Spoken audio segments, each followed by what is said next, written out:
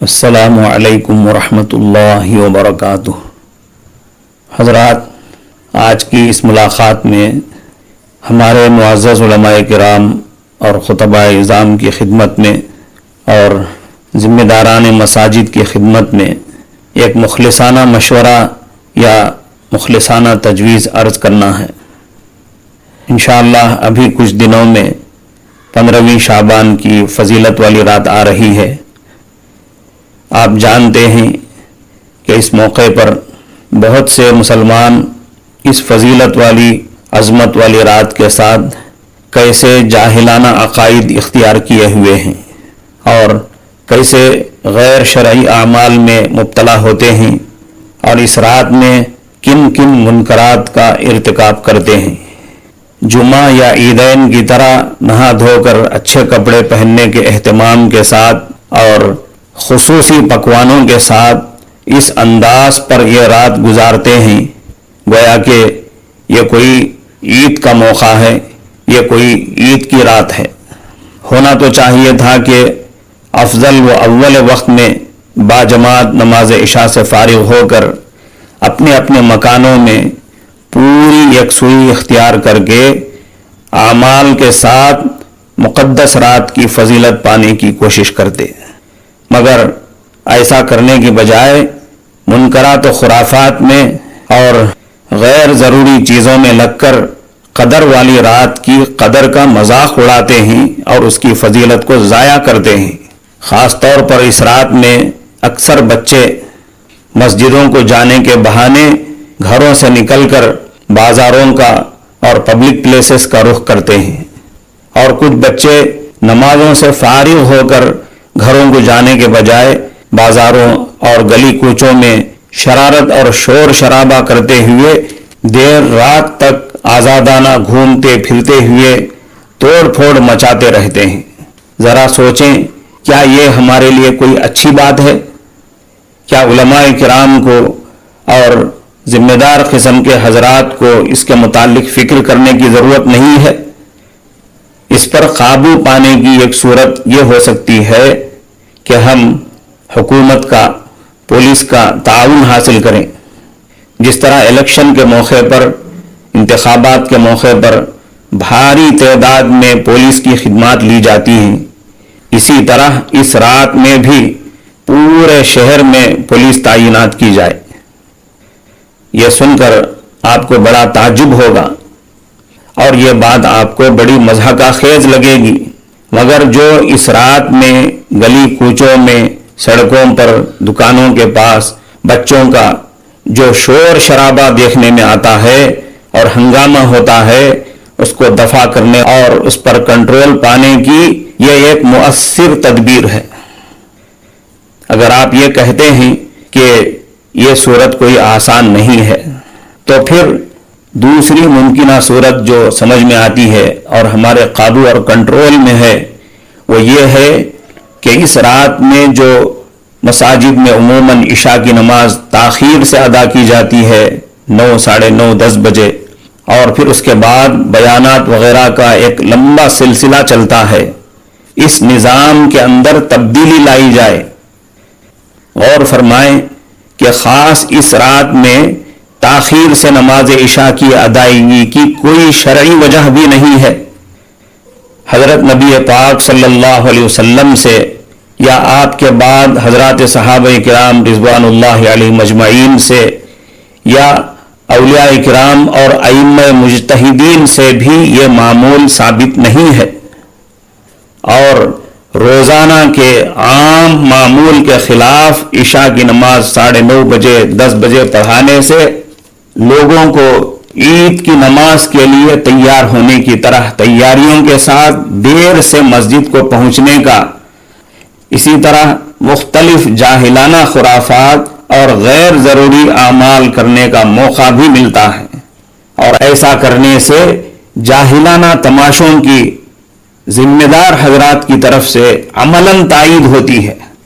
لہذا اس میں اصلاح کا پہلو اختیار کرتے ہوئے علماء کرام اور خطباء اعظام متعلقہ فضائل و مسائل 15ویں شعبان کی مقدس رات سے پہلے آنے والی جمعہ میں ہی بیان فرما دیں۔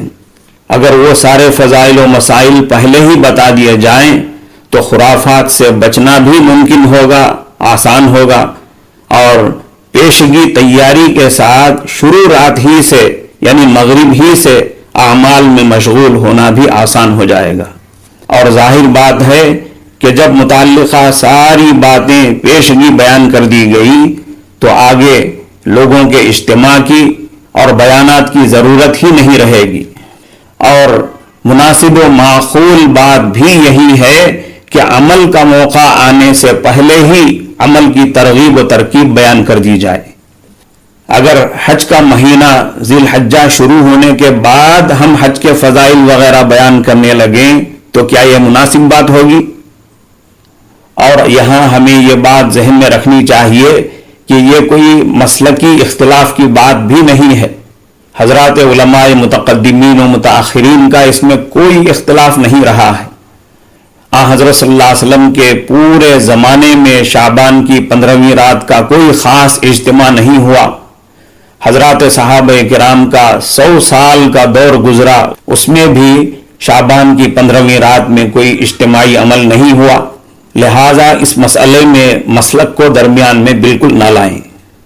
روزانہ معمول کے وقت پر عشاء کی نماز پڑھا دی جائے، لوگ عشاء سے فارغ ہوں گے اور اپنے اپنے گھروں کو جا کر حسب توفیق اعمال میں مشغول ہو جائیں گے۔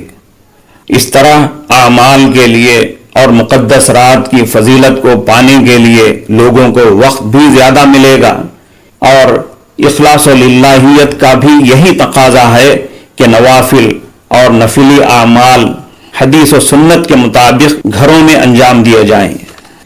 ہمارے بعض ائمہ مساجد اور خطیب حضرات یہ سمجھتے ہیں کہ مسجد کی کمیٹی والے ہماری بات نہیں مانیں گے، یہ سوچ کر حق بات بتانے سے رک جاتے ہیں اور مروجہ طریقوں کی پابندی کرتے چلے جاتے ہیں۔ یہ علماء کرام کے لیے قطعاً مناسب نہیں ہے، اور مسجد کی کمیٹی والے حضرات یہ سمجھ کر کہ عام مصلی حضرات ہماری بات نہیں سنیں گے، نہیں مانیں گے، وہ بھی رواجی چیزوں کو چھوڑنا نہیں چاہتے ہیں۔ اگر ہمارے خطیب و ائمہ حضرات ہمت و حکمت سے کام لے کر دونوں کو سمجھائیں گے، کمیٹی والوں کو بھی اور عام مصلیوں کو بھی، تو کوئی مشکل نہیں کہ بات نہ بنے۔ بہت سے خطبہ حضرات اور ائمہ کرام نے کمیٹی والوں کو سمجھایا، مصلیوں کو بھی سمجھایا، وہ سمجھ گئے۔ اب ان مساجد میں ایسی رواجی چیزیں ختم ہو چکی ہیں۔ اس سے معلوم ہوا کہ کمیٹی والوں میں یا عوام میں سمجھداروں کی اور حق پرستوں کی کمی نہیں ہے، بس سمجھانے کی دیر ہے۔ اور ہم دیکھتے ہیں کہ عوام میں جو سنجیدہ اور صحیح الخیال لوگ ہیں، فضیلت والی راتوں میں ایسی مساجد کو تلاش کرتے ہیں جہاں معمول کے وقت پر عشاء کی جماعت ہوتی ہے، اور وہ ان مساجد میں جا کر معمول کے وقت پر عشاء کی نماز ادا کر لیتے ہیں، پھر نماز کے فوراً بعد دیگر اعمال میں مشغول ہو جاتے ہیں۔ اس وقت ذرا رک کر کرونا وبا کے شروعاتی ماحول کو یاد کریں، جب حکومت کی طرف سے مساجد میں حصیریں ہٹا کر کھلے فرش پر نماز ادا کرنے کی تاکید کی گئی، اور مسجدوں میں بچوں اور عمر رسیدہ لوگوں کو آنے سے منع کر دیا گیا۔ اسی طرح مساجد میں عام معمول کے مطابق بڑا مجمع جمع کرنے سے بھی منع کیا گیا۔ وہ ایسا ہی موقع تھا، یعنی شعبان کی شروعات۔ اس موقع پر ہر مسلک کے علماء کرام نے اپنی اپنی مسجدوں کے مصلیوں کو سمجھا کر مسجدوں میں شب برات کے اجتماع سے منع کر دیا تھا۔ انہوں نے سمجھاتے ہوئے اپنے مصلیوں سے یہی کہا تھا کہ شب برات کے موقع پر مسجد میں آنا، جمع ہونا ایسا کوئی ضروری عمل نہیں ہے جیسے فرض نمازوں کے لیے حاضر ہونا ضروری ہے۔ اس رات کے جو بھی معمولات ہیں سب نفلی ہیں، لہذا شعبان کی 15ویں رات میں فرض نمازیں پڑھ کر سب اپنے اپنے گھروں کو چلے جائیں، اس رات کے تمام معمولات گھروں میں انجام دے لیں۔ جب ایسے بیانات آئے تھے تو اسی وقت میں نے بعض ان علماء کرام سے جو ان معمولات کے پابند تھے کہا تھا کہ دیکھو، برسوں سے ہم لوگوں کو یہی مسئلہ سمجھاتے آ رہے تھے جو آج آپ کو یاد آیا ہے۔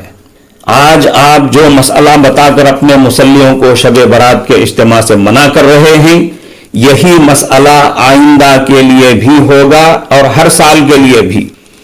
اس وقت میں نے کہا تھا کہ اگر آئندہ آج کے مشورے کے خلاف شب برات میں اجتماعی اعمال کیے جانے لگیں تو میں اس دن آپ کو آپ ہی کی باتیں یاد دلاؤں گا۔